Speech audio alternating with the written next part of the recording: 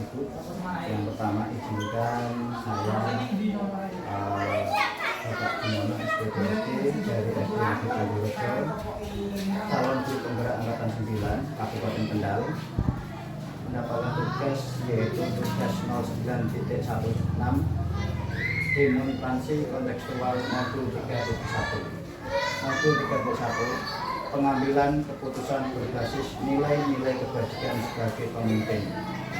Kebetulan pada siang hari ini saya minta waktu dan komunikasinya untuk bisa mewawancara Ibu. Perkenalkan, langsung saja di sini kami bersama Ibu. Kepala Sekolah SD Negeri 1 Bekatan bersama Terima kasih Ibu atas waktunya. Sebelum nanti saya melakukan wawancara, ada beberapa yang ingin saya tanyakan terkait dengan materi tersebut.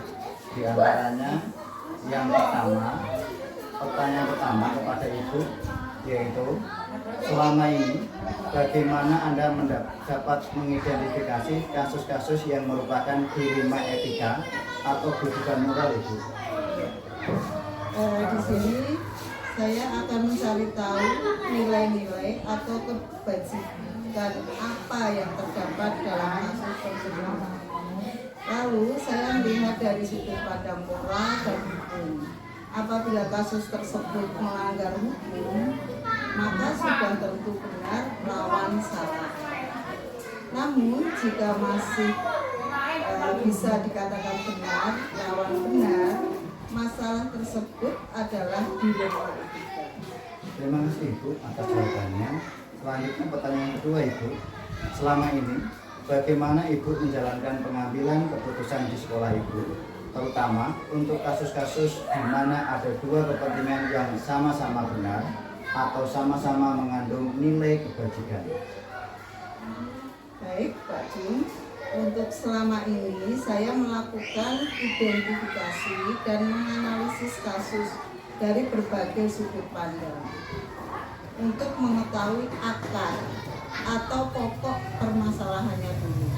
Kemudian menimbang secara matang mana yang paling benar dan keputusan tersebut menguntungkan banyak orang atau tidak ada yang dirugikan. Demikian. Terima kasih Ibu. Berarti kita melihat dari beberapa permasalahan sehingga menguntungkan banyak orang dan tidak merugikan salah satu orang yang kita selesaikan permasalahannya, Ibu. Selanjutnya, pertanyaan selanjutnya Ibu, langkah-langkah atau prosedur seperti apa yang bisa Ibu lakukan selama ini? Ya. Untuk yang saya lakukan, langkah-langkah ini terdiri dari mencari tahu dulu penyebab permasalahan, kemudian menentukan siapa saja yang terlibat. Setelah itu kita panggil orang-orang yang terlibat untuk menginformasi permasalahannya, menanyakan kepada orang-orang terdekatnya, mungkin bisa berdiskusi dengan warga sekolah beberapa solusi keputusan, menimbang lagi dari beberapa sudut pandang sebelum kita memutuskan atau mengambil solusi. Iya. Terima kasih Ibu. Berarti intinya kita melihat dulu permasalahan seperti apa, ditimbang dulu, baru nanti diselesaikan, baru bisa memutuskan mengambil keputusan yang bijak untuk semua orang. Iya. Selanjutnya, untuk pertanyaan selanjutnya, Ibu, hal-hal apa saja yang selama ini Ibu anggap efektif dalam mengambil keputusan pada kasus-kasus dilema etika?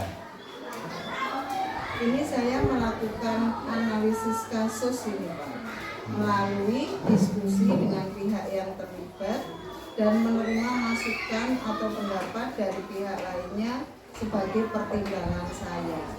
Kemudian menentukan solusinya menyesuaikan peraturan dan norma yang berlaku, serta mengedepankan kepentingan umum karena solusi tersebut bermanfaat bagi orang banyak dan baik secara jangka panjangnya. Iya, terima kasih Ibu. Berarti kita melihat norma-norma yang ada di sekitar kita, karena efek sampingnya itu melihat jangka panjang untuk hasil seperti ini. Terima kasih Ibu. Selanjutnya, pertanyaan, hal-hal apa saja yang selama ini merupakan tantangan dalam pengambilan keputusan pada kasus-kasus dilema etika Ibu? Apa ya tantangan bagi saya? Tantangannya dalam pengambilan keputusan adalah ketika permasalahan tersebut melibatkan diri sendiri, sehingga untuk mencari keputusan yang terbaik harus menguntungkan kedua belah pihak dan tidak merugikan salah satunya. Apalagi jika permasalahan tersebut keduanya sama-sama benar, itu akan sulit. Berarti itu sangat sulit sekali ya Bu, ya. Dalam mengambil keputusan, tantangan itu bisa diambil, bisa saja merugikan salah satu, bisa menguntungkan salah satu, sehingga kita harus bisa sama-sama mengambil kelebihan yang kita miliki. Terima kasih Ibu. Selanjutnya, apakah Ibu memiliki sebuah tata cara atau jadwal tertentu dalam sebuah penyelesaian kasus dilema etika? Apakah Ibu langsung menyelesaikan di tempat atau memiliki sebuah jadwal untuk menyelesaikannya? Bentuk atau prosedur seperti apa yang Ibu jalankan? Dalam hal ini yang saya lakukan ya Pak, untuk memutuskan masalah yang ringan, biasanya saya langsung memutuskan kalau masalah itu ringan.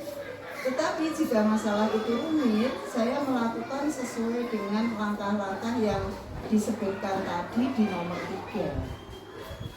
Mencari tahu penyebab permasalahan, kemudian menentukan siapa saja yang terlibat, memanggil orang-orang yang terlibat untuk mengonfirmasi permasalahan, menanyakan kepada orang-orang terdekatnya, berdiskusi dengan warga sekolah, lalu bisa membuat beberapa solusi keputusan, menimbang lagi dari berbagai sudut pandang sebelum memutuskan atau mengambil solusi dalam permasalahan. Terima kasih Ibu. Berarti fleksibel ya Bu, melihat dari kondisi permasalahan tersebut bisa saja langsung di tempat yang kejadian, bisa saja kita memanggil beberapa orang yang terkait dalam permasalahan tersebut. Terima kasih Ibu. Pertanyaan selanjutnya Ibu, adakah seseorang atau faktor-faktor apa yang selama ini mempermudah atau membantu Ibu dalam pengambilan keputusan dalam kasus-kasus dilema etika? Biasanya dalam mengambil keputusan ini saya melibatkan pihak yang terlibat dan selalu mengajak warga sekolah atau stakeholder, bisa wali siswa, bisa orang-orang yang mempunyai kedekatan personal dengan orang yang mengalami permasalahan tersebut. Jadi banyak yang membantu dalam mencari alternatif penyelesaian solusi tersebut. Berarti dengan tadi memanggil beberapa orang yang bisa menyelesaikan permasalahan itu Ibu. Selanjutnya Ibu, dari semua hal yang telah disampaikan, pembelajaran apa yang dapat Ibu petik dari pengalaman Ibu mengambil keputusan dilema etika tersebut Ibu? Dari beberapa pengalaman yang sudah saya laksanakan, hal yang bisa menjadi pembelajaran dan dapat saya ambil, yaitu antara lain dalam mengambil keputusan saya harus menanggalkan keegoisan diri saya, sehingga menjadi lebih bijaksana dalam menganalisis sebuah permasalahan untuk dijadikan pertimbangan menentukan solusi yang tepat dan terbaik. Lalu, jika permasalahan tersebut melibatkan diri sendiri, siap saya menerima konsekuensi apapun dari hasil keputusan yang sudah saya ambil. Itu sudah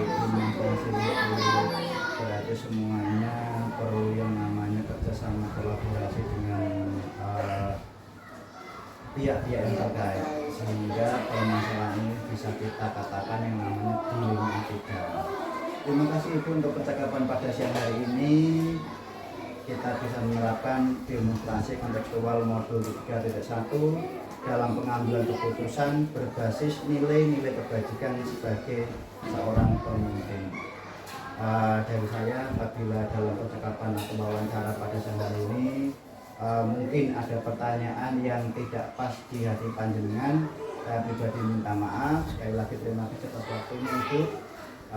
Dari saya Jumono SPDSD dari SD Negeri Tunggulrejo Kendal, calon guru penggerak angkatan 9 Kabupaten Kendal bersama Kepala Sekolah SD Negeri 1 Ketapang Kendal bersama Ibu Khalifah SPP. Terima kasih. Akhir kata, Assalamualaikum warahmatullahi wabarakatuh. Waalaikumsalam warahmatullahi wabarakatuh.